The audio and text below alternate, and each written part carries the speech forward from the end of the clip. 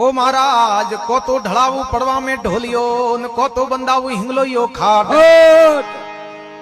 क्यों राजन ने जो जे दरबारे ढोलियो नी जो जे हिंगलो यो खाट खाट मो आयो राजा थाने जासवा देजे मुड़ियाती सोको ना ना ब्राह्मण देवता विचार कीधो रे क्यों रे के ये तो वे दूजी स्वाद करे है अरे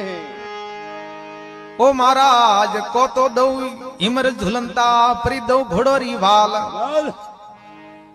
क्यों राजन ने जो जे हिमर झुलंता नी जो जे घोड़ोरी वाल अरे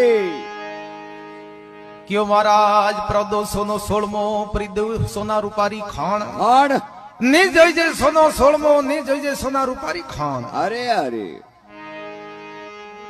ये दालदर तो मारे घरे घणाई है नहीं है राजा सनन विचार किदो रे क्यों रे के सोना रूपान दालदर के वो ब्राह्मण देवता केड़ो है चलो भाई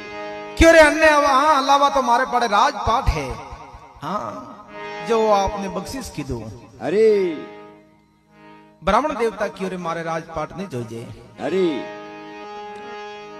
ब्राह्मण देवता विचार किदो रे क्यों रे के अणो रे पाड़े एड़ो दोण मांगो क्यों रे अणो ने एड़ी रो हड़ा को सोटी आवे आवे ने रीस आवे ने अपन ना दे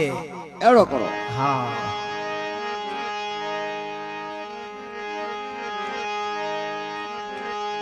उन टाइम ब्राह्मण